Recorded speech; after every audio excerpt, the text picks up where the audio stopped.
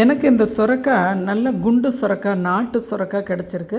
நமக்கு எது கிடைக்குதோ அந்த சொரக்காயை எடுத்துக்கலாம். முதல்ல இப்படி ஒரு கீறல் போட்டு அப்புறம் குறுக்கு வெட்டலாம். ஏன்னா சொரக்காயை நேரடி குறுக்க வெட்டக்கூடாது. ஒரு கீறல் போட்டு அப்படி வெட்டிக்கலாம்.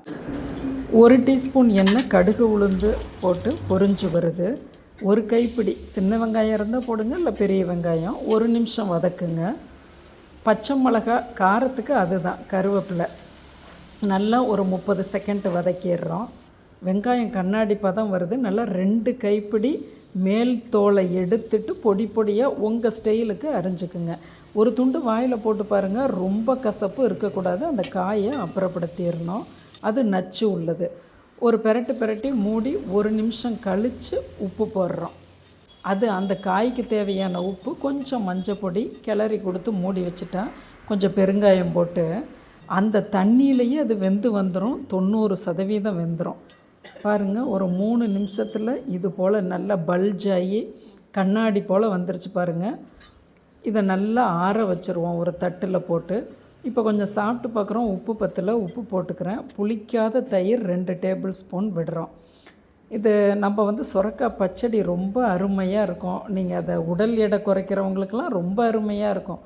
இந்த சொரக்காய் பல மருத்துவ பலன்களை கொண்டது.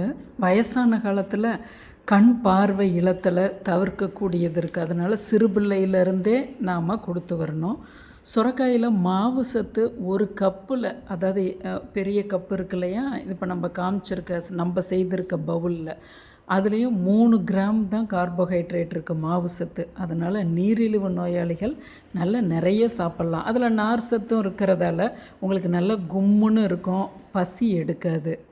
இப்போ நம்ம செய்திருக்க இந்த 1 கப்பு இந்த சொரக்காய் தயிர் பச்சடியில் 20 கலோரி தான் இருக்கும்.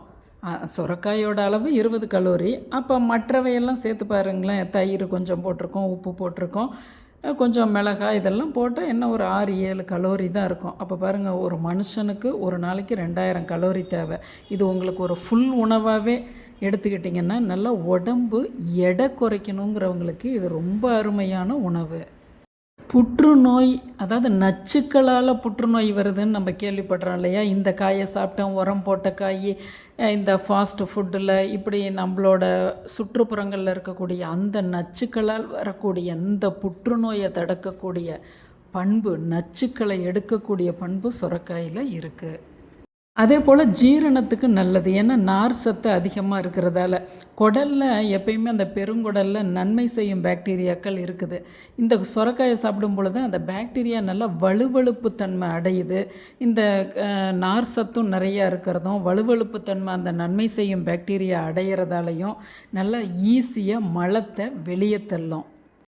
எல்டிஎல், அதாவது கெட்ட கொழுப்பு இருக்கிறவங்க, அதுக்காக நிறைய மருந்து மாத்திரை எடுத்துக்கிறவங்கெல்லாம் அதோட கூட இந்த சொரக்காயை அடிக்கடி உங்களுக்கு பிடிச்ச வகையில் ஏதோ ஒரு வகையில் செய்து சாப்பிட்டுக்கிட்டே வாங்க. உங்களோட டாக்டர் அந்த மருந்தை கம்மி பண்ணுவாங்க. ஏன்னா நம்ம கெட்ட கொழுப்புக்கு சாப்பிட்ற மருந்து வருஷக்கணக்கில் சாப்பிட்றோம் இல்லையா. செய்து பாருங்கள். அதுபோல் யூரிக் ஆசிட் இருக்குது, உப்பு நிறையா இருக்குதுன்னு சொல்கிறவங்களும் இந்த சொரக்காயை சாப்பிட்டு பாருங்கள். உங்களுக்கு அந்த மாத்திரையோட அளவு கம்மியாகும். டாக்டர் கம்மி பண்ணிடுவாங்க. பொட்டாசியம் நிறையா இருக்கிறதால ஹை ப்ரெஷர் இருக்கவங்களுக்கு சமன்பாட்டுக்கு வரும். நீங்கள் எல்லாருமே மருந்து மாத்திரையோடு இதை சாப்பிடும் பொழுது மருந்துகளோட சதவீதம் கம்மி பண்ணி கடைசியில் நிறுத்தவே செய்திருவாங்க மருத்துவர்கள். அதுபோல் நிறைய ஆண்களுக்கு சிறுநீர் தாரையில் அடைப்பு வரும். இங்கேருந்து போகும்போது அவங்க யூரின் பாஸ் பண்ணணுன்னு நினச்சிட்டு பெட்டை விட்டு போவாங்க. அங்கே போனால் சொட்டு சொட்டாக வரும். நம்ம நினச்ச அளவுக்கு அந்த வேகம் வராது. கண்டிப்பாக இந்த சொரக்காயை வாரம் 1 முறை 1 கப்பு இல்லை 2 முறை நீங்கள் எடுத்து சாப்பிட்டு வாங்க. கண்டிப்பாக உங்களுக்கு அந்த மருந்து மாத்திரையோட சிறுநீர் பிரிதலில் நல்லா ஃப்ரீயாக இருக்கிறத உணர்வீங்க. உடல் எடை குறைக்கணும்னு நினைக்கிறவங்க கண்டிப்பாக நீங்கள் அதை சாப்பிட்டு வாங்க. நீரிழிவுக்காரவங்க, ஹை ப்ரெஷர் உள்ளவங்க, சிறுநீர் பிரச்சனை உள்ளவங்க, கண் பிரச்சனைக்கு, உங்களோட க்ரியேட்டிவிட்டிக்கு தகுந்த மாதிரி உங்களுக்கு பிடிச்ச மாதிரியான விதத்திலே நீங்கள் இந்த உணவை எடுத்துக்கலாம். நம் சேனலை சப்ஸ்கிரைப் பண்ணுங்கள், ஷேர் பண்ணுங்கள்.